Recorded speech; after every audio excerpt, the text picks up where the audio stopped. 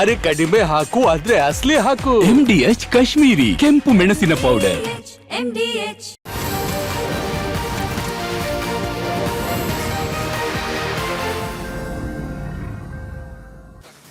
ನಮಸ್ಕಾರ, ನೀವು ನೋಡ್ತಾ ಇದ್ದೀರಾ ಮುಂಜಾನೆ ಮುನ್ನೋಟ. ನಾನು ಅಶ್ವದಿವಿತ್, ನನ್ನ ಜೊತೆ ನನ್ನ ಕೊಲೀಗ್ ರಂಜಿತ್ ಶಿರಿಯಾರ್ ಕೂಡ ಇದ್ದಾರೆ. ರಂಜಿತ್ ಶಿರಿಯಾರ್ ಜೊತೆಗೆ ಇಡೀ ಒಂದೇ ಮಳೆಗೆ ಬೆಂಗಳೂರು ತತ್ತರಿಸಿ ಹೋಗ್ಬಿಟ್ಟಿದೆ, ಸಾವು ನೋವುಗಳು ಸಂಭವಿಸಿದೆ. ಅದೆಲ್ಲದರ ಕಂಪ್ಲೀಟ್ ಚಿತ್ರಣವನ್ನ ಇವತ್ತು ಕೂಡ ಕೊಡೋದಕ್ಕೆ ನಮ್ಮ ಜೊತೆ ನಮ್ಮ ಪ್ರತಿನಿಧಿಗಳಾದಂತಹ ಸತ್ತಾರ್ ಕೂಡ ಇದ್ದಾರೆ. ಅವರು ಚಾಮರಾಜಪೇಟೆಯಲ್ಲಿ ನಿಮಗೆ ಲೈವ್ನಲ್ಲಿ ಜಾಯ್ನ್ ಆಗ್ತಿದ್ದಾರೆ. ಜೊತೆಗೆ ಚರಣ್ ಕೂಡ ಇದ್ದಾರೆ, ಇನ್ನು ಅರವಿಂದ್ ಕೂಡ ಇದ್ದಾರೆ. ಚರಣ್ ನಿಮಗೆ KR ಸರ್ಕಲ್ನಲ್ಲಿದ್ದಾರೆ, ಅಂಡರ್ ಪಾಸ್ ನೀರಿನಿಂದ ತುಂಬಿಕೊಂಡಿದೆ, ಜಲಾವೃತವಾಗಿದೆ. ಇನ್ನು ಅರವಿಂದ್ ಕೂಡ ಇದ್ದಾರೆ, ಅವರು ಬೌರಿಂಗ್ ಆಸ್ಪತ್ರೆ ಬಳಿ ಇದ್ದಾರೆ. ಸುದ್ದಿ ನಿಮ್ಮ ಸುದ್ದಿ ಬಂದಾಗ ನಾನು ನಿಮ್ಮ ಹತ್ರ ಬಂದು ಮಾತನಾಡಿಸ್ತೀನಿ. So yes Ranjith. ದಿವಿತ್, ಬೆಂಗಳೂರು ಇವತ್ತು ಬೆಂಗಳೂರಾಗಿ ಉಳಿದಿಲ್ಲ ದಿವಿತ್. ಬೆಂಗಳೂರು ಇವತ್ತು ನಗರೀಕರಣದ ಭರಾಟೆಯಲ್ಲಿ ಕಾಂಕ್ರೀಟ್ ಕಾಡಾಗಿದೆ. ಬೆಂಗಳೂರಿನಲ್ಲಿ ಎಲ್ಲಿ ನೋಡಿದ್ರು ಕೂಡ ನಿಮ್ಮ ಮಣ್ಣು ಕಾಣ್ಲಿಕ್ಕೆ ಸಿಗೋದಿಲ್ಲ. ಎಸ್, ಅಂತ ಸ್ಥಿತಿಯಲ್ಲಿ ಬೆಂಗಳೂರಿನಲ್ಲಿ ಮಳೆ ಬಂದಾಗ ಪ್ರತಿ ಬಾರಿಯೂ ಕೂಡ, ನಾವು ಕಳೆದ ವರ್ಷವೂ ಕೂಡ ಹೀಗೆ ದಿವಿತ್, ಮಳೆ ಬಂದಾಗ ಹೀಗೆ ಕೂತ್ಕೊಂಡು ಇಷ್ಟು ಜನ ಡೆತ್ ಆದ್ರು, ಮಳೆಯಿಂದ ಹೀಗೆ ಹಾನಿಯಾಗಿತ್ತು, ಮರ ಬಿತ್ತು, ಚರಂಡಿ ತುಂಬಿಕೊಳ್ತು, ಅಂಡರ್ ಪಾಸ್ ತುಂಬಿಕೊಳ್ತು, ಟ್ರಾಫಿಕ್ ಜಾಮ್ ಆಯ್ತು, ಜನ ಹಂಗ್ ತೊಳ್ಕೊಂಡು ಹೋದ್ರು, ಹಿಂಗ್ ತೊಳ್ಕೊಂಡು ಹೋದ್ರು, ರಾಜಕಾಲುವೆ ನೀರು ಹೊರಗಡೆ ಬಂತು, ಆನಂತರ ರಾಜಕಾಲುವೆಯಲ್ಲಿ ಬಿದ್ದು ಇನ್ಯಾರೋ ಡೆತ್ ಆದ್ರು, ಮನೆಯೊಳಗೆಲ್ಲ ನೀರು ಬಂತು, ಅಂಗಡಿ ಮುಗ್ಗಟ್ಟೊಳಗೆ ನೀರು ಬಂತು, ರಸ್ತೆ ಗುಂಡಿಯಿಂದಾಗಿ ಅಪಘಾತ ಆಯ್ತು ಅಂತೇಳಿ ಪ್ರತಿ ವರ್ಷ ನಾವು ಹೇಳಿ ಹೇಳಿ ಸಾಕಾಗಿದೆ. ಸರ್ಕಾರಕ್ಕೆ ಇದರ ಗಂಭೀರತೆ ಮಾತ್ರ ಅರ್ಥವಾಗುತ್ತಿಲ್ಲ. ದಿವಿತ್, ಪ್ರತಿ ವರ್ಷದಂತೆ ಈ ವರ್ಷವೂ ಮಳೆಗಾಲ ಇನ್ನೇನು ಆರಂಭ ಆಗುತ್ತೆ. ಪ್ರತಿ ವರ್ಷದಂತೆ ಈ ವರ್ಷವೂ ಮಳೆ ಬರುತ್ತೆ. ಬೆಂಗಳೂರು ಅದಕ್ಕೆ ತಯಾರಿಯನ್ನು ಮಾಡ್ಕೊಳ್ಬೇಕು. GB ಅಧಿಕಾರಿಗಳು ಮಳೆಗಾಲ ಬರುತ್ತೆ ಅಂತ ಹೇಳಿ ಮೊದಲೇ ಇದಕ್ಕೆ ಬೇಕಾದಂಥ ಮುಂಜಾಗ್ರತಾ ಕ್ರಮಗಳನ್ನು ಮಾಡ್ಕೊಳ್ಬೇಕು. ನೋಡಿ, ನಾವು ಹೇಗೆ ಅಂತ ಹೇಳಿದರೆ ಬೆಂಕಿ ಬಿದ್ದಾಗ ಬಾವಿ ತೋಡಿದ್ರು ಅನ್ನೋ ಹಂಗಾಗಿದೆ. ನೋಡಿ, ಮೊದಲ ಮಳೆಗೆ ಇವತ್ತು 10 ಜನ ಡೆತ್ ಆಗಿದ್ದಾರೆ ಬರೀ ಬೆಂಗಳೂರಿನಲ್ಲಿ. ಎಂಥ ದುರಂತ. ಕಳೆದ ಬಾರಿ ಕೂಡ ನಾವು ಇದೇ ಮಾತನ್ನು ಹೇಳಿದ್ವಿ, ಹಿಂಗೆ ಆಗಿತ್ತು ಕಳೆದ ಬಾರಿ ಕೂಡ, ಈ ಬಾರಿಯೂ ಹಾಗೆ ಆಗಿದೆ. ಪ್ರತಿ ಬಾರಿಯೂ ಕೂಡ ಸಾವು ನೋವು ತಪ್ಪಿದ್ದಲ್ಲ ಮಳೆಗಾಲದಲ್ಲಿ ಆರಂಭದಲ್ಲಿ. ಇದಕ್ಕೆ ಮಾನ್ಯ ನಮ್ಮ ಬೆಂಗಳೂರು ನಗರಾಭಿವೃದ್ಧಿ ಸಚಿವರು ಅವರಿಗೆ ದೂರಾಲೋಚನೆ ಇಲ್ವಾ? ಹಾಗಾದರೆ ನಮ್ಮ GBA ಆಯುಕ್ತರಿಗೆ ಅವರಿಗೆ ಬೆಂಗಳೂರಿನ ಬಗ್ಗೆ ಪರಿಜ್ಞಾನವೇ ಇಲ್ವಾ? ಹಾಗಾದರೆ ಯಾರನ್ನು ಕೇಳೋಣ? ಅಮಾಯಕರವರೆಲ್ಲರೂ ಕೂಡ ಆ ಗೋಡೆ ಪಕ್ಕದಲ್ಲಿ ನಿಂತ್ಕೊಂಡಿದ್ರು, ಮಳೆ ಬರುತ್ತೆ ಅಂತ ಹೇಳಿ ಗೋಡೆ ಪಕ್ಕದಲ್ಲಿ ನಿಂತ್ಕೊಂಡಿದ್ರು. ಆ ಗೋಡೆಗೆ ಟಾರ್ಪಲ್ ಕಟ್ಕೊಂಡು ವ್ಯಾಪಾರ ಮಾಡ್ತಿದ್ದವರು ಗೋಡೆ ದಿಢೀರ್ ಅಂಥೇಳಿ ಕುಸಿತು. ಏನು ಮಾಡೋಕ್ಕೂ ಸಾಧ್ಯ ಇಲ್ಲ, ತಮ್ಮ ಜೀವ ಕಳ್ಕೊಂಡ್ರು. ಅವ್ರು ಮಾಡಿದ ತಪ್ಪೇನು? ಯಾರನ್ನ ದೂಷಣೆ ಮಾಡೋಣ? ಯಾರ ಜವಾಬ್ದಾರಿ ಇದಕ್ಕೆ ದಿವಿತ್?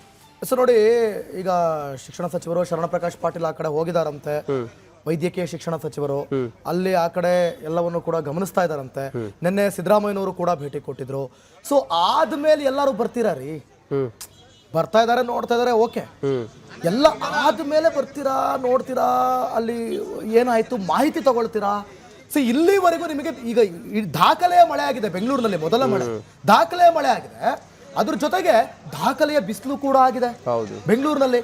ಅಂದ್ರೆ ಟೈಮ್ ಇತ್ತಲ್ವಾ ಹೋಗಿ ಎಲ್ಲವನ್ನ ಹೂಳೆತ್ತುವಂಥದ್ದು, ಚರಂಡಿಯನ್ನ ಕ್ಲಿಯರ್ ಮಾಡುವಂಥದ್ದು, ಡ್ರೈನೇಜ್ಗಳನ್ನ ಕ್ಲೀನ್ ಮಾಡುವಂಥದ್ದು, ಎಲ್ಲೆಲ್ಲಿ ಏನೆಲ್ಲಿ ಕಾಮಗಾರಿ ಮಾಡಬೇಕು ಅದೆಲ್ಲ ಮಾಡುವಂಥದ್ದು.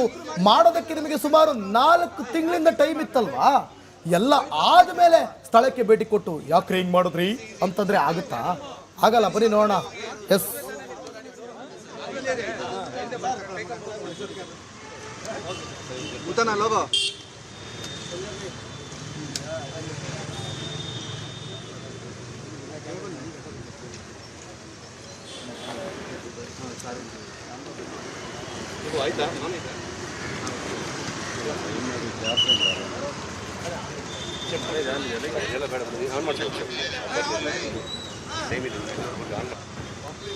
ದಿವಿತ್, ಏನು ಪ್ರಯೋಜನ? ಶರಣಪ್ರಕಾಶ್ ಪಾಟೀಲ್ ಅವರು ಬಂದ್ರು, ಮತ್ತೊಬ್ರು ಯಾರೋ ಬಂದ್ರು, ಇನ್ನೊಬ್ರು ಯಾರೋ ಬಂದ್ರು, ಪ್ರಯೋಜನ ಏನು? 7 ಜೀವಗಳು ಬಲಿಯಾಗಿದ್ದಾವೆ. ಆ 7 ಕುಟುಂಬಗಳು ಇವತ್ತು ಬೀದಿಗೆ ಬಂದಿದ್ದಾವೆ. 5 ಲಕ್ಷ ರೂಪಾಯಿ ಪರಿಹಾರ. ಅವರ ಜೀವನ ಪೂರ ಅವರು ಕೂತ್ಕೊಂಡು ಊಟ ಮಾಡ್ಲಿಕ್ಕಂತೂ ಸಾಧ್ಯ ಇಲ್ಲ. ಯಾರೋ ತಮ್ಮ ಕೈಕಾಲ ಕಳ್ಕೊಂಡವರು, ಆತ ಅಂಗವಿಕಲನಾಗಿದ್ದಾನೆ. ಏನು ಪ್ರಯೋಜನ ಬಂತು? ಅವರು ಮಾಡಿರುವಂಥ ತಪ್ಪೇನು? ನಿಮ್ಮ ಎಡವಟ್ಟಲ್ವಾ ಇದು? ನೋಡಿ, ನಾವು ಗುಂಡಿ ಮುಚ್ಚಿ ಅಂಥೇಳಿ ಕ್ಯಾಂಪೇನ್ ಮಾಡಿದ್ವಿ, ನಿಮಗದರ ಗಂಭೀರತೆ ಅರ್ಥ ಆಗಲಿಲ್ಲ. ಇವತ್ತು ಹೊಂಡ ಗುಂಡಿಯಿಂದಾಗಿ ಸ್ವಚ್ಛಗೊಳಿಸಿದಂಥ ಆ ಮೋರಿಯಿಂದಾಗಿ ಹೂಳು ತೊಡ್ಕೊಂಡಿರುವಂಥ ರಾಜಕಾಲುವೆಯಿಂದಾಗಿ ಸುಮಾರು ನಿನ್ನೆ ಒಂದೇ ಮಳೆಗೆ 750 ಮನೆ ಒಳಗಡೆ ನೀರು ನುಗ್ಗಿದೆ. ದಾಖಲೆಯ ಮಳೆಯಾಗಿದೆ. ಮಳೆ ತಂದಿರೋ ಅವಾಂತರ ಒಂದೆರಡಲ್ಲ, ಸುಮಾರು 400-500 ಕಡೆಗಳಲ್ಲಿ ಮರಗಳು ರಸ್ತೆಗೆ ಬಿದ್ದಿದ್ದಾವೆ. ಎಷ್ಟೋ ವಾಹನಗಳು ಜಖಮಾಗಿದ್ದಾವೆ. ಅಂಗಡಿ ಮುಗ್ಗಟ್ಟುಗಳ ಒಳಗೆಲ್ಲ ನೀರು ನುಗ್ಗಿ ದುರಂತ ಆಗಿದ್ದು ಹೇಳಲಿಕ್ಕೆ ಸಾಧ್ಯವಿಲ್ಲ. ಟ್ರಾಫಿಕ್ ಜಾಮ್ನಲ್ಲಿ ಜನ ಪರದಾಡಿದ್ದು ಅದನ್ನು ಪ್ರಯೋಜನವೇ ಇಲ್ಲ, ಹೇಳಿ ಪ್ರಯೋಜನವೇ ಇಲ್ಲ. 7 ಜನ ಡೆತ್ ಆದರೂ. ಒಬ್ಬರು ಹೇಳ್ತಾ ಇದ್ರು ದಿವಿತ್, ಆ ಬೌರಿಂಗ್ ಆಸ್ಪತ್ರೆಯ ಆ ಕಾಂಪೌಂಡ್ ಇತ್ತಲ್ಲ, ಬ್ರಿಟಿಷರ ಕಾಲದ ಕಾಂಪೌಂಡ್, ಅದು ಕುಸಿಯೋ ಹಂತದಲ್ಲಿತ್ತು, ಬಿರುಕು ಕೂಡ ಬಿಟ್ಟಿತ್ತು. ಜನ ಅಲ್ಲಿ ಓಡಾಡ್ತಾರೆ, ಸಾರ್ವಜನಿಕರು ಅಲ್ಲಿ ಓಡಾಡ್ತಾ ಇರ್ತಾರೆ, ಅಲ್ಲಿ ವ್ಯಾಪಾರ ಮಾಡ್ತಿರ್ತಾರೆ. ಹೀಗೆಲ್ಲ ಇರುವಾಗ ಆ ಕಾಂಪೌಂಡ್ಗೊಂದು ದುರಸ್ತಿಯೋ ಅಥವಾ ಕಾಯಕಲ್ಪವೋ ಅಥವಾ ಅದೇನಾದರೂ ತೆರವು ಮಾಡಿ ಬೇರೆ ಏನಾದರೂ ಮಾಡುವಂಥ ಕೆಲಸ ಮಾಡಬೇಕಾಗಿತ್ತಲ್ಲ. ಏನೂ ಮಾಡದೆ ನೀವು ಹಿಂಗಾದಾಗ ಬಂದು ನೋಡಿದರೆ ಏನು ಪ್ರಯೋಜನ ಬಂತು?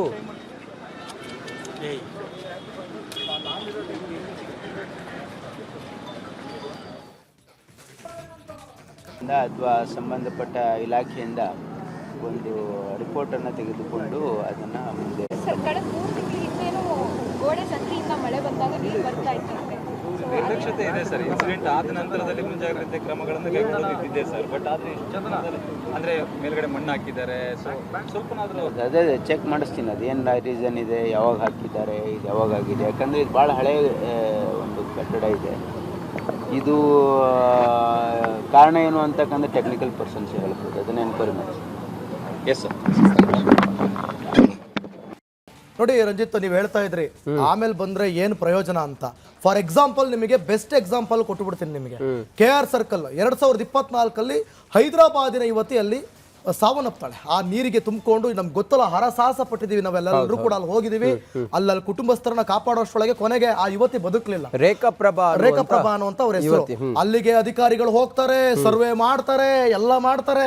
ಆದ್ರೆ ಕೊನೆಗೂ ಕೂಡ ಮತ್ತು ಈಗ KR ಸರ್ಕಲ್ ಅಲ್ಲಿ ನೀರು ತುಂಬಿಕೊಂಡಿದೆ.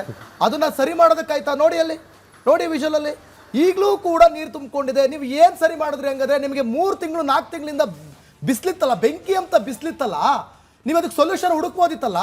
ಈಗಲೂ ಕೂಡ ಒಂದು ಯುವತಿ ಪ್ರಾಣ ತೆತ್ತರೂ ಕೂಡ ಆ ರೀತಿ ನೀರು ತುಂಬಿಕೊಂಡಿದೆಯಲ್ಲ. ಈಗ ಯಾರಪ್ಪ ಹೊಣೆ? ಈಗ ಎಲ್ಲರೂ ಬರ್ತೀರಾ. ಅದಕ್ಕಾಗೆ, ಇದೇ ಕಾರಣಕ್ಕಾಗಿ ರಿಪಬ್ಲಿಕ್ ಕನ್ನಡ ನಿಮ್ಮ ಧ್ವನಿಯಾಗಿ ಜನರ ಅಭಿಪ್ರಾಯವನ್ನ ಕೇಳೋದು. ನಿಮಗೊಂದು ಮುಕ್ತ ಅವಕಾಶ ಇವತ್ತು ಕೂಡ ಕಲ್ಪಿಸಿದೆ. ಅದರಂತೆ ನಿಮ್ಮ ಅಭಿಪ್ರಾಯವನ್ನ ಪ್ರತಿನಿತ್ಯ ತಿಳಿಸಬಹುದು. ಇವತ್ತಿನ ವಿಷಯ ಮರಣ ಮಳೆಗೆ ಅಮಾಯಕ ಜೀವಗಳು ಬಲಿಯಾಗಿವೆ. ಈ ದುರಂತಕ್ಕೆ ಹೊಣೆ ಯಾರು? ಈ ಬಗ್ಗೆ ನಿಮ್ಮ ಅಭಿಪ್ರಾಯವನ್ನ ನಮ್ಮ ದೂರವಾಣಿ ಕರೆಗೆ ಕಾಲ್ ಮಾಡಿ, ವಾಟ್ಸಪ್ನಲ್ಲಿ 2 ಲೈನಲ್ಲಿ ಮತ್ತು ಎಕ್ಸ್ ಖಾತೆ ಲಿಂಕ್ನಲ್ಲೂ ಕೂಡ ನಿಮ್ಮ ಅಭಿಪ್ರಾಯವನ್ನು ಹಂಚ್ಕೊಳ್ಬೋದು. ನಮ್ಮ ಸ್ಕ್ರೀನ್ ಮೇಲೆ ಕಾಲಿಂಗ್ ನಂಬರ್, ವಾಟ್ಸಪ್ ನಂಬರ್ ಪ್ರತಿಯೊಂದು ಕೂಡ ಇದೆ. ಈ ಮರಣ ಮೃದಂಗಕ್ಕೆ ಹೊಣೆ ಯಾರು ಅಲ್ಲ, ಅದು ನೈಸರ್ಗಿಕವಾಗಿ ಬಂದದ್ದು. ಇಲ್ಲಿ ಆಗ್ತಿರುವಂಥ ಅನಾಹುತಗಳಿಗೆ ಹೊಣೆ ಯಾರು?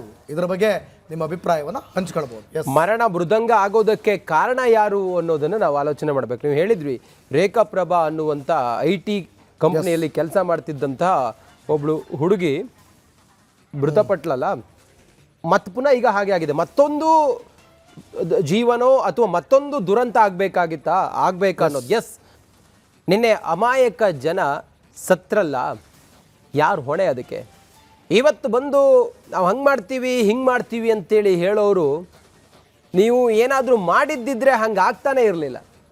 ಆ ಜೀವಗಳು ಇವತ್ತು ತಮ್ಮ ಕುಟುಂಬದವರನ್ನು ಬಿಟ್ಟು ಹೋಗ್ತಾನೆ ಇರಲಿಲ್ಲ. ಆ ಮನೆಯವರು ಇವತ್ತು ಅನಾಥರಾಗ್ತಿರ್ಲಿಲ್ಲ, ಬೀದಿಗೆ ಬರುವಂಥ ಪರಿಸ್ಥಿತಿ ನಿರ್ಮಾಣ ಆಗ್ತಿರಲಿಲ್ಲ.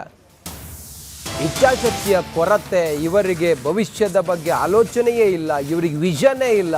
ಈ ಜನಪ್ರತಿನಿಧಿಗಳು ಬ್ರ್ಯಾಂಡ್ ಬೆಂಗಳೂರು ಮಾಡೋಕೆ ಹೊರಟವರು ನಿನ್ನೆ ದಿನದ ಮಟ್ಟಿಗೆ ಆ ಬ್ರ್ಯಾಂಡನ್ನು ಪಕ್ಕಕ್ಕಿಟ್ಟಿದ್ರು.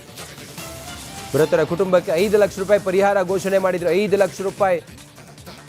ಲಕ್ಷ ರೂಪಾಯಿ ಪರಿಹಾರ. ಅವರ ಇಡೀ ಜೀವನಕ್ಕೆ ಸಾಕಾಗತ್ತಾ? ಅವರ ಕುಟುಂಬದವ್ರಿಗೆ ಸಾಕಾಗತ್ತಾ? ಕೂತ್ಕೊಂಡು ಊಟ ಮಾಡ್ಲಿಕ್ಕೆ ಆಗತ್ತಾ? ಒಟ್ಟು 9 ಜನ ಮೃತಪಟ್ಟಿದ್ದಾರೆ. ನಿನ್ನೆ ಸುರಿದಂತಹ ಮಳೆಗೆ, 2 ಗಂಟೆ ಸುರಿದಂಥ ಮಳೆಗೆ 9 ಜನ ಮೃತಪಟ್ಟಿದ್ದಾರೆ. ಆ ಮರಗಳ ಕೊಂಬೆಗಳನ್ನು ಕಡಿಬಹುದಾಗಿತ್ತು. ಆ ಏನು ರಸ್ತೆಗೆ ಎರಗಿದಂಥ ಮರಗಳನ್ನು ಕಟ್ ಮಾಡ್ಬೋದಾಗಿತ್ತು. ಇಂಥ ಮರಗಳು ಸಾವಿರ ಇದ್ದಾವೆ ಬೆಂಗಳೂರಿನಲ್ಲಿ. ಮಳೆಗಾಲಕ್ಕೆ ಅವರು ನಮ್ಮ ಜೀವಕ್ಕೆ ಸಂಚಕಾರ ಅಂಥೇಳಿ ಗೊತ್ತಿದ್ರೂ ಕೂಡ ಎಷ್ಟೋ ಕಂಪ್ಲೇಂಟ್ಸ್ ಆಗಿರುತ್ತೆ. ಅಕ್ಕಪಕ್ಕ ಮನೆಯವರೆಲ್ಲ ಹೇಳಿರ್ತಾರೆ, GB ಅಧಿಕಾರಿಗಳಿಗೆ ನೋಡಿ ಹಿಂಗ್ ಅಂತ ಹೇಳಿ, ಆದ್ರೂ ಮಾಡದೇ ಇದ್ದದ್ದು ಇದಕ್ಕೆಲ್ಲ ಮಾಡ್ತಾ ಕಾರಣ. ಇಲ್ಲ ರಂಜಿತ್. ಎಸ್, ಬೆಂಗಳೂರಿನಲ್ಲಿ ಬೆಂಗಳೂರಿನಿಂದ ರಾಂಬಾಬು ಅನ್ನೋರು ಕರೆ ಮಾಡಿದ್ದಾರೆ. ರಾಂಬಾಬು ಅವರೇ ನಮಸ್ಕಾರ. ಸರ್ ನಮಸ್ಕಾರ ಸರ್. ನೋಡಿ, ಒಂದೇ ಮಳೆಗೆ ಬೆಂಗಳೂರು ತತ್ತರಿಸಿ ಹೋಗಿದೆ ಅಂತಂದ್ರೆ ಇದು ಇದು ಏನು ಮೊದಲನೇ ಬಾರಿ ಅಲ್ಲ, ಇದೇನು ನಮಗೆ ಶಾಕಿಂಗ್ ವಿಚಾರ ಅಲ್ಲ, ಕಾಮನ್ ವಿಚಾರ. ಆದರೆ ಸಾವು ನೋವುಗಳು ಶಾಕಿಂಗ್ ವಿಚಾರ. ಸೊ ಪ್ರತಿ ವರ್ಷವೂ ಇದೇ ಆಯಿತು, ಸಮಯ ಇತ್ತು ಎಲ್ಲವನ್ನು ಸಿದ್ಧ ಮಾಡೋದಕ್ಕೆ. ಏನು ಹೇಳ್ತೀರಿ ನೀವು? ಸರ್ ಇದು ಪ್ರತಿನಿತ್ಯ ಬೆಂಗಳೂರಿಗೆ ವರ್ಷಕ್ಕೆ ಹೊಸ ಮಳೆ ಬಂದಾಗ ಎಸ್, ಕಂಪಲ್ಸರಿ ನಾವು ಅನುಭವಿಸ್ತಾನೆ ಇದ್ದೀವಿ. ಈ ಮುಂದೆ ಅದನ್ನ ತಿಳ್ಕೊಳ್ಳಾರ್ದೆ ಈ ಸರ್ಕಾರಗಳು, ಯಾವ್ದೇ ಸರ್ಕಾರಗಳಾಗ್ಲಿ, ಜನರನ್ನ ಸತ್ತಾದ್ಮೇಲೆ ಮಾತ್ರನೇ ಇವ್ರು ಯೋಚನೆ ಮಾಡ್ತಾರ ಹೊರತು. ಎಸ್, ಹೇಳಿ. ಓಕೆ, ಸಂಪರ್ಕ ಕಡಿತಗೊಂಡಿದೆ. ನಾನು ಅವ್ರನ್ನ ಮತ್ತೆ ಸಂಪರ್ಕ ಮಾಡುವಂಥ ಪ್ರಯತ್ನವನ್ನು ಮಾಡೋಣ. ನೋಡಿ, ಈಗ ಒಂದು 7 ಪಾಯಿಂಟ್ಸ್ ಹೇಳ್ತೀನಿ ರಂಜಿತ್, ಪ್ರಮುಖವಾದಂಥ ಒಂದು 7 ಪಾಯಿಂಟ್ಸ್. ಬೆಂಗಳೂರಿನಲ್ಲಿ ಈ ರೀತಿ ಆಗೋದಕ್ಕೆ ಕಾರಣ ಏನು ಮತ್ತು ಇದನ್ನ ಹೆಂಗ್ ಸಾಲ್ವ್ ಮಾಡ್ಬೋದಿತ್ತು ಅಂತ. ಒಂದು, ಕೆರೆಗಳ ನಾಶ ಮತ್ತು ಸಂಪರ್ಕ ಕಡಿತ. ಕೆರೆಗಳನ್ನು ಸಂಪೂರ್ಣವಾಗಿ ನಾಶ ಮಾಡಿಕೊಂಡು ಅದ್ರ ಮೇಲೆ ಅಪಾರ್ಟ್ಮೆಂಟ್ಗಳನ್ನ ಕಟ್ಟುವಂಥದ್ದು. ಇವತ್ತು ಬೆಂಗಳೂರಿನಲ್ಲಿ ಎಷ್ಟೋ ಕೆರೆಗಳು ನಿರ್ನಾಮ ಆಗೋಗಿದೆ. ಸೊ ಮಳೆ ಬಂದಾಗ ಆ ಕೆರೆಯಲ್ಲಿ ನೀರು ತುಂಬಬೇಕು. ಸೊ ಆ ಕೆರೆ ಇಲ್ಲ ಅಂತಂದಾಗ ಆ ನೀರು ಎಲ್ಲೋಗ್ಬೇಕು? ರಸ್ತೆಗೆ ಬರಬೇಕು. ನಂಬರ್ 2, ರಾಜಕಾಲುವೆ. ಇರೋ ರಾಜಕಾಲುವೆಯನ್ನ ಸರಿಯಾಗಿ ಕ್ಲೀನ್ ಮಾಡಿಲ್ಲ, ಆಮೇಲೆ ರಾಜಕಾಲುವೆ ಒತ್ತುವರಿ. ಆಗ ರಾಜಕಾಲುವೆ ಒಳಗಡೆ ಹರಿಬೇಕಾದಂತ ನೀರು ಇನ್ನೆಲ್ಲೋಗ್ಬೇಕು ಸ್ವಾಮಿ? ವಾಪಸ್ ಬಂದು ರೋಡಿಗೆ ಬರಬೇಕು. ನಂಬರ್ 3, ವೇಗವಾದಂಥ ನಗರೀಕರಣ. IT ಪಾರ್ಕ್ಗಳು, ಅಪಾರ್ಟ್ಮೆಂಟ್ಗಳು ಹೆಚ್ಚಾಗಿದೆ. ಇದಕ್ಕೆ ಮಣ್ಣು ಹಿಡಿದಿಟ್ಟುಕೊಳ್ಳುವಂತಹ ಒಂದು ಆ ಪ್ರೋಸೆಸ್ ಇದೆಯಲ್ಲ, ಸೊ ಅದು ನೀರಿದೆಯಲ್ಲ ನೆಲಕ್ಕೆ ಹೀರ್ಕೊಳ್ಳೋದಿಲ್ಲ. ಯಾಕಂದ್ರೆ ಇಡೀ ನಿಮಗೆ ಫೌಂಡೇಶನ್ ಹಿಡಿದಿಟ್ಕೊಂಡು ಬಿಟ್ಟಿರುತ್ತೆ. ನಂಬರ್ 4, ಕೆಳಭಾಗದ ಪ್ರದೇಶಗಳಲ್ಲಿ ನಿರ್ಮಾಣ, ಘನತ್ಯಾಜ್ಯ, ಕಾಲುವೆಗಳಲ್ಲಿ ಪ್ಲಾಸ್ಟಿಕ್ ಸೇರ್ಕೊಳ್ಳೋದು, ಕಸ ಸೇರಿಸ್ಕೊಳ್ಳೋದು, ಆಮೇಲೆ ರಸ್ತೆ ವಿನ್ಯಾಸ ಸರಿಯಾಗಿ ಸ್ಲೋಪ್ ಇಲ್ಲ, ಗುಂಡಿಮಯ ರಸ್ತೆಗಳೆಲ್ಲವೂ ಕೂಡ. ಇನ್ನು ಹವಾಮಾನ ಬದಲಾವಣೆ, ಇವೆಲ್ಲವೂ ಸೇರಿ ಈ ರೀತಿ ಆಗೋಗಿದೆ. ಸಮಸ್ಯೆ ಮಳೆ ಅಲ್ಲ, ಸಮಸ್ಯೆ ಅಭಿವೃದ್ಧಿಯಲ್ಲಿ ಕೊರತೆ. ನಮ್ಮ ಅಧಿಕಾರಿಗಳಿಗೆ, ನಮ್ಮ ಜನಪ್ರತಿನಿಧಿಗಳಿಗೆ ಇಚ್ಛಾಶಕ್ತಿಯ ಕೊರತೆ ಇದ್ರೆ, ನೀವು ಆಗ ಹೇಳ್ತಾ ಇದ್ರಿ ಮಳೆ ಬರೋದು ಸಹಜ, ಪ್ರಕೃತಿ ನಿಯಮ. ಹೌದು, ಮಳೆ ಬಂದೇ ಬರುತ್ತೆ. ಆ ಮಳೆಗೆ ನಾವು ತಯಾರಾಗಬೇಕು. ಮಳೆ ಬರುತ್ತೆ ಅಂಥೇಳಿ ನಮಗೆ ತಿಳಿದಿರುವಾಗ ನಾವು ಅದಕ್ಕೆ ಪೂರಕವಾಗಿ ಮೋರಿ ಕ್ಲೀನ್ ಮಾಡ್ಕೋಬೇಕಾಗಿತ್ತು. ಅಂಡರ್ ಪಾಸ್ಗಳಲ್ಲಿ ನೀರು ಹೋಗೋದಕ್ಕೆ ವ್ಯವಸ್ಥೆ ಇದೆಯಾ ಅನ್ನೋದನ್ನು ನೋಡ್ಕೋಬೇಕಾಗಿತ್ತು. ರಾಜಕಾಲುವೆಗಳನ್ನು ನೀವು ಸರಿಯಾಗಿ ನಿರ್ವಹಣೆ ಮಾಡದೇ ಇರೋದ್ರಿಂದಾಗಿ ಮನೆಯೊಳಗೆಲ್ಲ ನೀರು ನುಗ್ಗಿದೆ. GBA ವ್ಯಾಪ್ತಿಯಲ್ಲಿ ಬರುವಂಥ ಆ ಮರಗಿಡಗಳಿದ್ವಲ್ಲ, ಆ ಮರಗಿಡಗಳ ರೆಂಬೆ ಕೊಂಬೆಗಳನ್ನು ಕಟ್ ಮಾಡಬೇಕಾಗಿತ್ತು. ಇವತ್ತೆಲ್ಲ ಅಷ್ಟು ಹಾನಿಯಾಗಿ ಅಲ್ಲಿ ಮರ ಬಿದ್ದು ಇಲ್ಲಿ ಹಿಂಗೆ ಆಯ್ತಲ್ಲ, ಅದನ್ನ ಮಾಡಬೇಕಾಗಿತ್ತು. ಏನೂ ಮಾಡದೆ, ಏನೂ ಸಿದ್ಧರಾಗದೆ ಇರೋದೇ ಇದಕ್ಕೆ ಕಾರಣ. ರಂಜಿತ್, ಇನ್ನೊಂದು ಇಂಪಾರ್ಟೆಂಟ್ ವಿಚಾರ ಏನು ಅಂತಂದ್ರೆ, ಬೇಕಾಬಿಟ್ಟಿ ಕೇಬಲ್ಗಳನ್ನ ಹಾಕಿರೋದು, ಬೇಕಾಬಿಟ್ಟಿ ವೈರ್ಗಳು. ನೀವು ನೋಡ್ಬೇಕು, ಬೆಂಗಳೂರಿನಲ್ಲಿ ಆ ಮರ ಗಿಡಗಳು ಇರುವಂತ ಮೇಲ್ಗಡೆ ಒಂದ್ಸಲ ಕಣ್ಣಾಯಿಸಿ ತರ ನೋಡಿ, ಯಾವ್ಯಾವ ಕೇಬಲ್ಗಳು, ಯಾಕೆ ಅವನ್ನಲ್ಲಿ ಹಾಕಿದ್ದಾರೆ, ಏನು ಅಷ್ಟೊಂದು ಹಾಕಿದ್ರು ಕೂಡ ಓಕೆ, ಅದರಿಂದ ಯೂಸ್ಫುಲ್ ಇದ್ರು ಕೂಡ ಅದನ್ನ ಯಾವ ರೀತಿಯಾಗಿ ಹಾಕಬೇಕು, ಟೆಕ್ನಿಕಲಿ ಹೆಂಗ್ ಹಾಕಬೇಕು, ಅದು ಏನೂ ಇಲ್ಲ. ನಾನು ನೋಡ್ತಾ ಇದ್ದೀನಿ, ಮರ ಬಿದ್ದಿದೆ, ಆ ವೈರ್ ಮೇಲೆ ಬಿದ್ದಿದೆ. ಆ ಮರ ಯಾರಾದ್ರೂ ಮುಟ್ಟಿದ್ರು ಅಂತಂದ್ರೆ ಕರೆಂಟ್ ಶಾಕ್ ಅಲ್ಲೇ ಆಯ್ತಲ್ಲ. 2 ಘಟನೆ ಕರೆಂಟ್ ಶಾಕ್ ಹೊಡೆದೇ ಇಬ್ರು ಡೆತ್ ಆದ್ರು. ಆಮೇಲೆ ನಿನ್ನೆ ನಾನು ಏನೇನು ಪ್ರಾಬ್ಲಮ್ ಶೂಟ್ಗೆ ಅಂತ ಹೋಗಿದ್ದೆ, ಅಲ್ಲೊಂದು ಸ್ಲಮ್ ಹತ್ರ ಇದೆ, ಅಲ್ಲಿ ಗಾಳಿ ಬಂತು ನೋಡಿ, ಕಂಪ್ಲೀಟ್ ಶೀಟ್ಗಳೆಲ್ಲ ಎದ್ದೋಯ್ತು. ಆಮೇಲೆ ಮೀಟರ್ ಬೋರ್ಡ್ ನಲ್ಲಿ ಬೆಂಕಿ ಕಾಣಿಸ್ಕೊಡ್ತು. ಈ ರೀತಿ ಮಕ್ಕಳು ಮರಿ ಎಲ್ಲ ಓಡಾಡ್ತಾ ಇದಾವೆ. ಬೆಸ್ಕಾಂ ನಿರ್ಲಕ್ಷ್ಯ, ಆಮೇಲೆ ರಸ್ತೆ ಗುಂಡಿ ನಿರ್ಲಕ್ಷ್ಯ, GBA ನಿರ್ಲಕ್ಷ್ಯ, ಕಂಪ್ಲೀಟ್ ಆಗಿ ನಿರ್ಲಕ್ಷ್ಯ. ಅಂದ್ರೆ ನಾನು ಮತ್ತೆ ಒತ್ತಿ ಹೇಳ್ತಾ ಇದ್ದೀನಿ, ರಿಪೀಟ್ ಆದ್ರೂ ಸರಿಯೇ. ಉದಾಹರಣೆಗೆ ಈಗ ಏನ್ ದೃಶ್ಯ ಬರ್ತಿದೆಯಲ್ಲ, KR ಸರ್ಕಲ್, ಅದೇ ಬೆಸ್ಟ್ ಎಕ್ಸಾಂಪಲ್ ನಿಮಗೆ. ಆ ಘಟನೆ ಆದ್ಮೇಲೆ ಬಂದು ಟೇಪ್ ತಗೊಂಡು ಏನ್ ಹಂಗೆ ಅಳತೆ ಹಾಕಿದ್ದು, ಸರ್ವೆ ಮಾಡಿದ್ದು, ಆದ್ರೆ ಸೊಲ್ಯೂಷನ್ ಮಾತ್ರ ಮಾಡ್ಲೇ ಇಲ್ಲ. ಟೈಮ್ ಇತ್ತು ಅಲ್ಲ. ಈಗ ನಾವು ಹೇಳಿದೀವಿ KR ಸರ್ಕಲ್ ಇತ್ತಲ್ಲ, ಅಂಡರ್ ಪಾಸ್ ಇವತ್ತು ಹಿಂಗಾಗಿದೆ. 2024ರಲ್ಲಿ ಒಬ್ರು ಡೆತ್ ಆಗಿದ್ದಾರೆ. 2027ಕ್ಕೆ ಬರ್ದಿಟ್ಕೊಳ್ಳಿದೀವಿ. ನೀವು ಬರ್ದಿಟ್ಕೊಳ್ಳಿ ಬೇಕಾದ್ರೆ. KR ಸರ್ಕಲ್ ನ ಅಂಡರ್ ಪಾಸ್ ನಲ್ಲಿ ಹೀಗೆ ನೀರು ತುಂಬುತ್ತೆ, ಯಾರೋ ಗೊತ್ತಿಲ್ಲದವ್ರು ಬಂದ್ರೆ ಅಲ್ಲೇ ಮುಳುಗಿ ಸತ್ತೋಗ್ತಾರೆ. ಮಳೆ ಆದಾಗ್ಲೆಲ್ಲ ಎಲೆಕ್ಟ್ರಾನಿಕ್ ಸಿಟಿ ಫ್ಲೈಓವರ್ ಜಲಾವೃತ ಆಗೇ ಆಗುತ್ತೆ. ನಿನ್ನೆ ಸಂಜೆ ಸುರಿದಂತ ಮಳೆಗೆ ಫ್ಲೈಓವರ್ ಜಲಾವೃತವಾಗಿದೆ. ಎಲೆಕ್ಟ್ರಾನಿಕ್ ಸಿಟಿಯಿಂದ ಸಿಲ್ಕ್ ಬೋರ್ಡ್ಗೆ ಸಂಪರ್ಕ ಜಲಾವೃತ ರಸ್ತೆಯಲ್ಲಿ ವಾಹನ ಸವಾರರು ಪರದಾಡಿದ್ದಾರೆ. ಮಳೆ ನಿಂತ ಕೆಲ ಗಂಟೆಗಳ ಬಳಿಕ ನೀರು ನಿಧಾನವಾಗಿ ಕಡಿಮೆ ಆಗಿದೆ. ಪ್ರತಿ ಬಾರಿ ಮಳೆ ಬಂದಾಗ ಫ್ಲೈಓವರ್ ರಸ್ತೆ ಜಲಾವೃತ ಆಗೇ ಆಗುತ್ತೆ.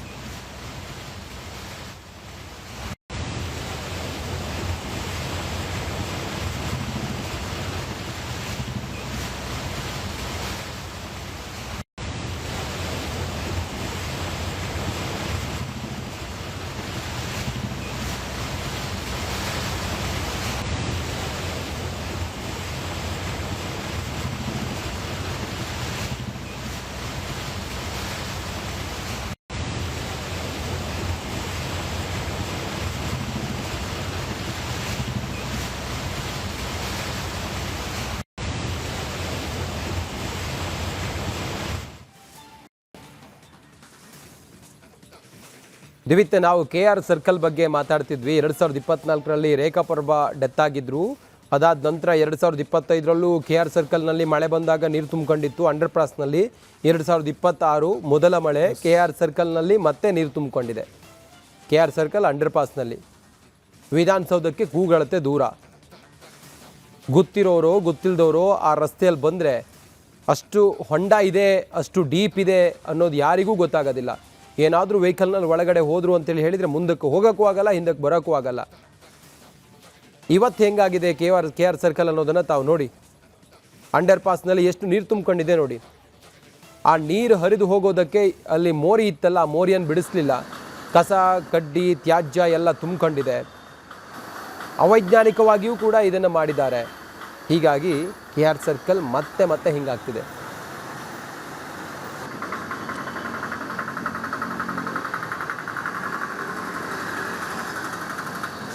ಬೆಂಗಳೂರಿನಲ್ಲಿ ಮಳೆ ಬಂದರೆ ಸಾಕು, ನಾನಾ ಅವಾಂತರಗಳು ಸೃಷ್ಟಿಯಾಗುತ್ತೆ. ಅದಕ್ಕೆ ಸಾಕ್ಷಿ ಎಂಬಂತೆ ಸದ್ಯ ನಾನೀಗ ಏನು KR ಸರ್ಕಲ್ನಲ್ಲಿರುವಂಥ ಅಂಡರ್ ಪಾಸ್ನಲ್ಲಿದ್ದೀನಿ. ಈ ಒಂದು ಅಂಡರ್ ಪಾಸ್ ಏನಿದೆ, ಈ ಒಂದು ಅಂಡರ್ ಪಾಸ್ಗೆ ಮಳೆ ಅಂತ ಹೇಳಿದ್ರೆ ಒಂದು ಇತಿಹಾಸನೇ ಇದೆ. 2023ರಲ್ಲಿ ಈ ಒಂದು ಅಂಡರ್ ಪಾಸ್ನಲ್ಲಿ ಒಂದು ಕಾರು ಸಿಲುಕಿ ಹಾಕಿಕೊಂಡಿರುತ್ತೆ. ಇದೇ ರೀತಿಯಾಗಿ ನೀರು ತುಂಬಿಕೊಂಡಿದ್ದಂತಹ ಸಂದರ್ಭದಲ್ಲಿ ಮೊದಲ ಮಳೆ, ಬೇಸಿಗೆ ಆರಂಭದಲ್ಲಿ ಮೊದಲ ಮಳೆ ಧಾರಾಕಾರವಾಗಿ ಸುರಿದಂಥ ಸಂದರ್ಭದಲ್ಲಿ ಭಾರಿ ಮಳೆ ಬರುತ್ತೆ. ಅಂಥ ಸಂದರ್ಭದಲ್ಲಿ ಈ ಒಂದು ಅಂಡರ್ ಪಾಸ್ನ ಕೆಳಭಾಗದಲ್ಲಿ ಒಂದು ಕಾರು ಸಿಕ್ಕಿ ಹಾಕಿಕೊಳ್ಳುತ್ತೆ. ಏಕಾಏಕಿಯಾಗಿ ಅಂಡರ್ ಪಾಸ್ ತುಂಬಿಕೊಂಡು ಸಂಪೂರ್ಣವಾಗಿ ಕಾರು ಮುಳುಗಿ ಹೋಗುತ್ತೆ. ಕಾರಿನಲ್ಲಿದ್ದಂತಹ ಪ್ರಯಾಣಿಕೆ ಏನಿದ್ದಾರೆ, ಆಂಧ್ರ ಮೂಲದ ಯುವತಿ ಮೃತವನ್ನು ಕೂಡ ಪಡ್ತಾಳೆ. ಆದರೆ ಈ ಒಂದು ಸಾವಿನ ಬಳಿಕ ಸರ್ಕಾರ ಎಚ್ಚೆತ್ತುಕೊಂಡು ಈ ಒಂದು ಅಂಡರ್ ಪಾಸನ್ನು ಸ್ವಚ್ಛ ಮಾಡಬೇಕು ಮತ್ತು ಯಾವುದೇ ರೀತಿಯಾಗಿ ನೀರು ನಿಲ್ಲಬಾರ್ದು ಅನ್ನುವಂಥ ಒಂದು ನಿರ್ಧಾರವನ್ನು ತೆಗೆದುಕೊಂಡು ಈ ಒಂದು ಅಂಡರ್ ಪಾಸನ್ನು ಕ್ಲಿಯರ್ ಮಾಡುವಂಥ ಕೆಲಸವನ್ನು ಮಾಡಲಾಗುತ್ತೆ, ಹೂಳೆತ್ತಿಸುವಂಥ ಕೆಲಸವನ್ನು ಮಾಡಲಾಗುತ್ತೆ. ಸದ್ಯ ನಿನ್ನೆ ಸುರಿದಂಥ ಮಳೆ ಏನಿದೆ, ಆ ಒಂದು ಮಳೆಗೆ ಈ ಒಂದು ಅಂಡರ್ ಪಾಸ್ನ ಪರಿಸ್ಥಿತಿಯನ್ನು ಗಮನಿಸ್ತಾ ಇರ್ಬೋದು. ಸಂಪೂರ್ಣವಾಗಿ ಜಲಾವೃತಗೊಂಡಿದೆ. ಇನ್ನು ಒಬ್ಬ ವ್ಯಕ್ತಿ ಹೋದರೆ ಅಲ್ಲಿವರೆಗೂ ಹೋದರೆ ಮುಳುಗುವಂಥ ಪರಿಸ್ಥಿತಿ ಈ ಒಂದು ಅಂಡರ್ ಪಾಸ್ನಲ್ಲಿ ನಿರ್ಮಾಣ ಆಗ್ತಾ ಇದೆ. ಅಷ್ಟರ ಮಟ್ಟಿಗೆ ಈ ಒಂದು ಅಂಡರ್ ಪಾಸ್ನಲ್ಲಿ ನೀರು ತುಂಬಿಕೊಂಡಿರುವಂಥದ್ದು. ರಾತ್ರಿ ಈ ಸಂಪೂರ್ಣವಾಗಿ ವಿಧಾನಸೌಧದಿಂದ KR ಸರ್ಕಲ್ ಏನಿದೆ ಆ ಸರ್ಕಲ್ಗೆ ಬರುವಷ್ಟು ದೂರಕ್ಕೂ ಕೂಡ ಸಂಪೂರ್ಣವಾಗಿ ಜಲಾವೃತಗೊಂಡಿತ್ತು. ಹೀಗಾಗಿ ಸದ್ಯ ನನ್ನ ಹಿಂಭಾಗದಲ್ಲಿ ನೋಡ್ತಾ ಇರ್ಬೋದು, ಬ್ಯಾರಿಕೇಡ್ಗಳನ್ನು ಕೂಡ ಹಾಕಿ ಈ ಒಂದು ರಸ್ತೆಯನ್ನು ಕ್ಲೋಸ್ ಮಾಡಿರುವಂಥದ್ದು. ವಾಹನ ಸವಾರರು ಬರಬಾರ್ದು ಅನ್ನುವಂಥ ನಿಟ್ಟಿನಲ್ಲಿ ಈ ಒಂದು ಬ್ಯಾರಿಕೇಡ್ಗಳನ್ನು ಹಾಕಿ ಕ್ಲೋಸ್ ಮಾಡುವಂಥ ಕೆಲಸವನ್ನು ಮಾಡಲಾಗ್ತಾ ಇದೆ. ಆದರೆ ಈ ಒಂದು ಬ್ಯಾರಿಕೇಡ್ಗಳನ್ನು ಹಾಕಿ ಕ್ಲೋಸ್ ಮಾಡುವಂಥ ಕೆಲಸಗಳು ಮಾತ್ರ ನಡೀತಾ ಇದೆ. ಎಲ್ಲೋ ಒಂದು ಕಡೆಯಲ್ಲಿ ನೀರನ್ನು ಎತ್ತಬೇಕು, ಈ ಒಂದು ರಸ್ತೆಯನ್ನು ಕ್ಲಿಯರ್ ಮಾಡಿ ಕೊಡಬೇಕು ಅನ್ನುವಂಥ ಕನಿಷ್ಠವಾದಂಥ ಒಂದು ಏನು ಆಸಕ್ತಿ ಜಿಬಿಗೆ ಇಲ್ಲ ಅನ್ನುವಂಥ ರೀತಿ ಕಾಣಿಸ್ತಾ ಇರುವಂಥದ್ದು. ನಿನ್ನೆ ಸಂಜೆ 5 ಗಂಟೆಯಿಂದ ಈ ಒಂದು ಅಂಡರ್ ಪಾಸ್ ತುಂಬಿಕೊಳ್ತಾ ಇದೆ. ಆದರೆ ಯಾವುದೇ ರೀತಿಯಾಗಿ ಈ ಒಂದು ಅಂಡರ್ ಪಾಸನ್ನು ಕ್ಲಿಯರ್ ಮಾಡಿ ಕೊಡುವಂಥದ್ದು ಅಥವಾ ಇಲ್ಲಿರುವಂಥ ನೀರೇನಿದೆ ಅದನ್ನು ಹೊರಗೆ ತೆಗೆದು ಹಾಕುವಂಥ ಕೆಲಸಕ್ಕೆ GB ಅಧಿಕಾರಿಗಳು ಮುಂದಾಗ್ತಾ ಇಲ್ಲ. ಇನ್ನು ಇದರಿಂದಾಗಿ ಇನ್ನೂ ಸಮಯ ಕಳೆದಂತೆ ವಾಹನಗಳ ಸಂಖ್ಯೆ ಹೆಚ್ಚಾದಾಗ ಈ ಒಂದು ಅಂಡರ್ ಪಾಸ್ನ ಅಗತ್ಯ ತುಂಬ ಇರುತ್ತೆ. ಆದರೆ ಏಕಾಏಕಿ ಏನಾದರೂ ಮತ್ತೆ ಮಳೆ ಶುರುವಾಯಿತು ಅಂತ ಹೇಳಿದ್ರೆ ಸಂಪೂರ್ಣವಾಗಿ KR ಸರ್ಕಲ್ ಮತ್ತೆ ಜಾಮ್ ಆಗುತ್ತೆ, ಅದ್ರ ಜೊತೆಗೆ ಜಲಾವೃತಗೊಳ್ಳುತ್ತೆ. ಹಾಗಾಗಿ ಆದಷ್ಟು ಬೇಗ ಈ ಒಂದು ನೀರನ್ನು ಕೂಡ ತೆರವು ಮಾಡಿಕೊಡ್ಬೇಕಾಗತ್ತೆ. ಇಲ್ಲದೆ ಹೋದಲ್ಲಿ ಮುಂದೆ ಮತ್ತಷ್ಟು ಸಮಸ್ಯೆಗಳು ಎದುರಾಗುವಂತಹ ಸಾಧ್ಯತೆಗಳು ಕೂಡ ಇರುವಂಥದ್ದು. ಕ್ಯಾಮ್ರಾ ಪರ್ಸನ್ ದೇವನಹಳ್ಳಿ ಮಂಜುನಾಥ್ ಜೊತೆಗೆ ಚರಣ್, ರಿಪಬ್ಲಿಕ್ ಕನ್ನಡ, ಬೆಂಗಳೂರು. ರಾಜಾಜಿನಗರದ ESI ಆಸ್ಪತ್ರೆ. ನಾನಿವತ್ತು ಅದೇ ಮಾರ್ಗವಾಗಿ ಬಂದಿದ್ದೀವಿ. ಎಷ್ಟು ಮರ ಬಿದ್ದಿದ್ದಾವೆ ಅಂತ ಹೇಳಿದರೆ, ಎಷ್ಟು ರೆಂಬೆ ಕೊಂಬೆಗಳು ಬಿದ್ದಿದ್ದಾವೆ ಅಂತ ಹೇಳಿದರೆ ಹೇಳಲಿಕ್ಕೆ ಅಸಾಧ್ಯ. ಚಾಮರಾಜಪೇಟೆ, ರಾಜಾಜಿನಗರ, ESI ಇಲ್ಲೂ ಎಲ್ಲ ಹಿಂಗಾಗಿದೆ. ಅಲ್ಲಿ ಮಾತ್ರ ಅಲ್ಲ, ಬೆಂಗಳೂರಿನ ಎಲ್ಲ ಕಡೆಗಳಲ್ಲೂ ಕೂಡ ಇದೇ ಕಥೆನೇ. ಸುಮಾರು 400-500 ಮರಗಳು ಬಿದ್ದಿದ್ದಾವಂತೆ. ಚಾಮರಾಜಪೇಟೆಯಲ್ಲಿ ಮನೆ ಮುಂದೆ ನಿಲ್ಲಿಸಿದ್ದ ಕಾರಿನ ಮೇಲೆ ಮರ ಬಿದ್ದಿದೆ. 5ನೇ ಮುಖ್ಯ ರಸ್ತೆಯಲ್ಲಿ ಘಟನೆ ಆಗಿದೆ. CCTV ಫುಟೇಜ್ ರಿಪಬ್ಲಿಕ್ ಕನ್ನಡಕ್ಕೆ ಲಭ್ಯ ಆಗಿದೆ.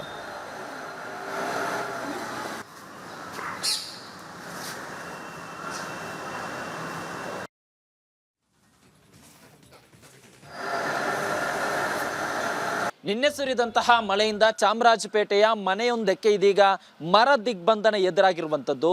ನಿನ್ನೆ ಸಂಜೆ ಬಿದ್ದಂತಹ ಮರದಿಂದ ಮನೆಯ ಮೇಲ್ಭಾಗ ಕಂಪ್ಲೀಟ್ ಆಗಿ ಹಾನಿಯಾಗಿದೆ. ನಿಮ್ಗೆ ಅದರ ದೃಶ್ಯವನ್ನು ಕೂಡ ತೋರಿಸ್ತಾ ಹೋಗ್ತೀನಿ. ಇದು ಮನೆಯ ಮೇಲ್ಭಾಗದ ದೃಶ್ಯವಿಲ್ಲಿ ನೋಡ್ತಾ ಇರ್ಬೋದು ಯಾವ ಮಟ್ಟಿಗೆ ಈ ಒಂದು ಮನೆಯ ಮೇಲ್ಭಾಗ ಹಾನಿಯಾಗಿದೆ ಅಂತ. ಅದೇ ರೀತಿಯಲ್ಲಿ ಇದೀಗ ಈ ಒಂದು ಮನೆ ಮಂದಿಗೂ ಕೂಡ ಇದೀಗ ಮರ ದಿಗ್ಬಂಧನ ಎದುರಾಗಿದೆ. ಯಾಕಂದ್ರೆ ಮರ ಬಿದ್ದಂತಹ ಸಂದರ್ಭದಲ್ಲಿ ಮೇಲ್ಭಾಗ ಮಾತ್ರ ಅಲ್ಲ, ಮನೆ ಮುಂಭಾಗ ಆಗಿರ್ಬೋದು, ಎದುರುಗಡಿದ್ದಂತಹ ಕಾರ್ ಆಗಿರ್ಬೋದು, ದ್ವಿಚಕ್ರ ವಾಹನದ ಮೇಲೆ ಕೂಡ ಬಿದ್ದು ಇದೀಗ ಅವೆಲ್ಲವೂ ಕೂಡ ಮರದಡಿ ಇದೆ. ಜೊತೆಗೆ ಇಲ್ಲಿರುವಂತಹ ಜನರು ಮನೆಯಿಂದ ಹೊರಗಡೆ ಬರಕ್ಕೂ ಕೂಡ ಸಾಧ್ಯವಾಗದಂತಹ ಪರಿಸ್ಥಿತಿ ಇಲ್ಲಿ ಸದ್ಯಕ್ಕಿರುವಂಥದ್ದು. ನಿನ್ನೆ ಸಂಜೆ ಬಿದ್ದರೂ ರಾತ್ರಿ ಬಿದ್ದರೂ ಕೂಡ ಅದಾದ ನಂತರ ಕಾರ್ಪೊರೇಷನ್ ಹೆಲ್ಪ್ ಲೈನ್ ನಮಗೆ ಕಾಲ್ ಮಾಡಿದ್ರು ಕೂಡ ಸರಿ ಕನೆಕ್ಟೇ ಆಗಿಲ್ಲ ಅನ್ನೋ ಆಕ್ರೋಶವನ್ನು ಇಲ್ಲಿರುವಂತಹ ಮಂದಿ ಆಕ್ರೋಶವನ್ನು ಕೂಡ ಹೊರಾಗ್ತಾ ಇದ್ದಾರೆ. ಇಲ್ಲಿ ಈ ಒಂದು ಮನೆಯಲ್ಲಿ ವಾಸ ಮಾಡ್ತಿರುವಂತಹ ಜನರಿದ್ದಾರೆ, ಅವ್ರನ್ನು ಕೂಡ ಮಾತನಾಡ್ಸ್ಕೊಂಡು ಹೋಗ್ತೀನಿ. ಸರ್, ಎಷ್ಟೊತ್ತಿಗೆ ಬಿತ್ತು? ಸದ್ಯ ಈಗ ಮನೆಯಿಂದ ಹೊರಗಡೆ ಬರಕ್ಕೆ ನಿಮ್ಗೆ ಆಗ್ತಿದ್ಯಾ ಅಂತ? ಸಾಯಂಕಾಲ ಸ್ಟಾರ್ಟ್ ಆಯ್ತಲ್ಲ ಮಳೆ, ವಿಪರೀತ ಇದು ಏನು ಗಾಳಿ ಮಿಂಚು ಅದೆಲ್ಲ ಇತ್ತು. ಅದಾಯಿತು. ಅದಾದಮೇಲೆ ನೋಡಿ ಆ ಮರದ್ದು ಬ್ರ್ಯಾಂಚ್ ಎಲ್ಲ ಅದೆಲ್ಲ ತುಂಬ ವೀಕು. ಈ ಮರಗಳೇ ಅಷ್ಟೊಂದೇನು ಇದಿಲ್ಲ ನೋಡಿ, ಅದೆಲ್ಲ ಬಿದ್ದು ಈ ಥರ ಎಲ್ಲ ಇಷ್ಟೆಲ್ಲ ಡ್ಯಾಮೇಜ್ ಆಯಿತು. ಆಮೇಲೆ ನಾವು ಫೋನ್ ಮಾಡ್ತಾಯಿದ್ರೆ ಅದೇನು ಕಂಟಿನ್ಯೂಸ್ ನಾಟ್ ರೀಚಬಲ್ ಅಂತಲೇ ಬರ್ತಾಯಿತ್ತು. ಒಂದು ಸಲ 2 ಸಲ ಕನೆಕ್ಟ್ ಆಯಿತು. ಈಗ ಒಂದು ಅರ್ಧ ಗಂಟೆ ಮುಕ್ಕಾಲು ಗಂಟೆಲಿ ಬರ್ತೀವಿ ಅಂತ ಅಂದರು. ರಾತ್ರಿ ಇಡೀ ಕರೆಂಟ್ ಬೇರೆ ಇರಲಿಲ್ಲ. ಇಲ್ಲಿ ಕರೆಂಟ್ ಇಲ್ಲ ಅಂದರೆ ಕೆಲಸನೂ ಮಾಡೋದಕ್ಕೆ ಆಗೋದಿಲ್ಲ. ಕರೆಂಟ್ ಬಂದ ತಕ್ಷಣ ನಾವೇ ಬರ್ತೀವಿ, ನಾವು ನೋಡ್ತಾ ಇದ್ದೀವಿ, ಇಲ್ಲೂ ಬೇರೆ ಕಡೆನೂ ಆಗಿದೆ, ಅಲ್ಲಿ ಅಟೆಂಡ್ ಮಾಡ್ತಾ ಇದ್ದೀವಿ, ಅದು ಮುಗಿಸ್ಕೊಂಡು ನಾವು ಬರ್ತೀವಿ ಅಂತಂದರು. ಇನ್ನೂ ಏನೂ ಬಂದಿಲ್ಲ. ಈಗ ಮನೆಯ ಎದುರುಗಡೆ ಆಗಿರ್ಬೋದು, ಮೇಲ್ಭಾಗ ಎಲ್ಲ ಕೂಡ ಈ ಥರ ಮರದ ರೆಂಬೆ ಕೊಂಬೆ ಎಲ್ಲ ಬಿದ್ದಿದೆ. ಮನೆ ಡೋರ್ ಓಪನ್ ಮಾಡೋಕ್ಕಾಗ್ತಿದೆ, ಮನೆಯಿಂದ ಹೊರಗಡೆ ಬರೋಕ್ಕಾಗ್ತಿದೆ ಹೆಂಗೆ ಅಂತ? ಆಚೆ ಬರೋದೇ ಕಷ್ಟ ಆಗೋಗ್ಬಿಟ್ಟಿದೆ. ಆಚೆ ಹೋಗೋದು, ಬೇರೆ ಸಂಪರ್ಕ ಮಾಡೋದು. ಇನ್ನು ಕೆಲವರು BBMP ಆಫೀಸ್ ಇದೆ, ಅಲ್ಲ ಅಟ್ಲೀಸ್ಟ್ ಅಲ್ಲಾನ ಹೋಗಿ ನೋಡೋಣ ಅಂತಂದರೆ ಹೋಗೋದು ಬರೋದೇ ಒಂದು ಸಮಸ್ಯೆ ಆಗೋಗ್ಬಿಟ್ಟಿದೆ. ಎಲ್ಲ ಮುಂದೆನೇ ಬಿದ್ದಿದೆ, ಕೈಯಲ್ಲಿ ಎಳೆದಾಕಕ್ಕೂ ಆಗೋದಿಲ್ಲ. ತುಂಬ ದೊಡ್ಡದು ನೋಡಿ, ಇಷ್ಟು ದೊಡ್ಡದು ಇದೆ, ನಾವು ಒಬ್ಬನೇ ಎಲ್ಲಿ ಎಳೆಯೋದು ಆಗೋದಿಲ್ಲ. ಈಗ ನಿಮಗೆ ನಿನ್ನೆಯಿಂದ ಎಷ್ಟು ನಷ್ಟ ಆಗಿರ್ಬೋದು? ಈ ಕಾರ್ ಆಗಿರ್ಬೋದು, ಮನೆ ಮೇಲ್ಭಾಗ ಆಗಿರ್ಬೋದು, ನೀವೇ ನೋಡಿ, ನೀವೇ ಅಸೆಸ್ ಮಾಡಿ. ಅದು ಎಷ್ಟಾಗಿದೆ ನೋಡಿ. ಇವೆಲ್ಲ ಏನು ಏನಾಗ್ತಾರೆ, 1-1.5 ಲಕ್ಷ ಆಗ್ಬೋದು. ಇವಾಗ ಫೋನ್ ಮಾಡಿದ ಕನೆಕ್ಟ್ ಆಗಿಲ್ವ? ಹೆಂಗೆ ಕನೆಕ್ಟೇ ಆಗೋದಿಲ್ಲ. ಅದೇನು ಕಂಟಿನ್ಯೂಸ್ ನಾಟ್ ರೀಚಬಲ್ಲು ಇಲ್ಲ ಅಂತಂದರೆ ಆಮೇಲೆ ಒಂದೊಂದ್ಸಲಿ ಸ್ವಿಚ್ಡ್ ಆಫು ಈ ಥರ ಬರುತ್ತೆ. ಒಂದು ಸಲ 2 ಸಲ ಕನೆಕ್ಟ್ ಆಯಿತು, ಬರ್ತೀವಿ ಅಂತ ಹೇಳಿದ್ರು, ಅಷ್ಟೇ.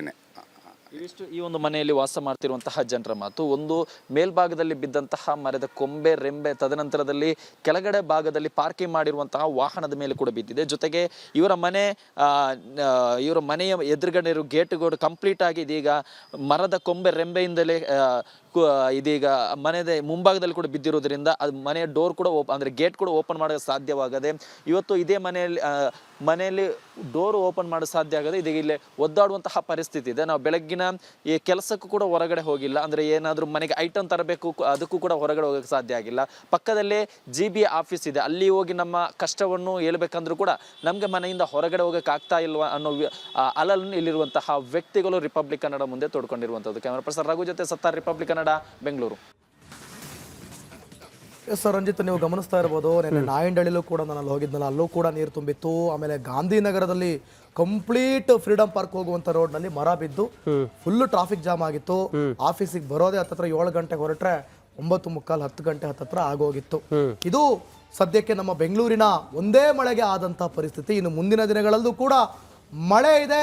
ಆ ಮಳೆಗೆ ಯಾವ ರೀತಿ ಕ್ರಮ ತೆಗೆದುಕೊಳ್ತಾರೋ ಕಾದು ನೋಡ್ಬೇಕಾಗುತ್ತೆ. ಕರೆಕ್ಟ್ ದಿವಿತ್, ನಾವು ಇಷ್ಟೊತ್ತಿಗೆ ನಿನ್ನೆ ಜಾತಿ ಜನಗಣತಿ ವರದಿ ಬಗ್ಗೆ ನಾವು ಕಂಪ್ಲೀಟ್ ಆಗಿ ಮಾತಾಡ್ತಾ ಇದ್ವಿ, ಮತ್ತೆ ನಂಬರ್ಸ್ ಏನು ಎತ್ತ ಅನ್ನೋದ್ರ ಬಗ್ಗೆ ನಾವು ಹೇಳ್ತಾ ಇದ್ವಿ. ನಾವು 9 ಗಂಟೆಗೆ ನಿನ್ನೆ ಜಾತಿ ಜನಗಣತಿ ವರದಿ ವಿಚಾರವಾಗಿ ಸಂಕ್ಷಿಪ್ತವಾಗಿ ಸವಿವರವಾಗಿ ನಿಮ್ಮ ಮುಂದೆ ಹೇಳಬೇಕಾಗಿತ್ತು. ಆದರೆ ಮಳೆ ನಿನ್ನೆ ಅವಾಂತರ ಸೃಷ್ಟಿ ಮಾಡ್ತು, ಬೆಂಗಳೂರಿನಲ್ಲಿ ಜೀವಹಾನಿ ಕಾರಣ ಆಯಿತು. ಹಾಗಾಗಿ ನಿನ್ನೆ 8:55ಕ್ಕೆ ಜನಧ್ವನಿಯಲ್ಲಿ ನಾವು ಅದನ್ನು ಹೇಳಿರಲಿಲ್ಲ, ನಿಮ್ಮ ಧ್ವನಿಯಲ್ಲಿ ನಿಮ್ಗೆ ಹೇಳಲಿಕ್ಕಾಗಿಲ್ಲ.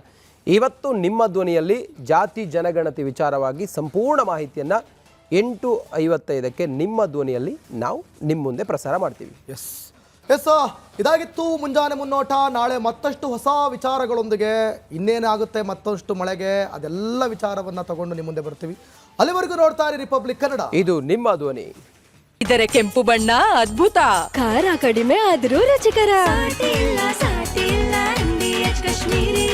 MDH ಕಾಶ್ಮೀರಿ.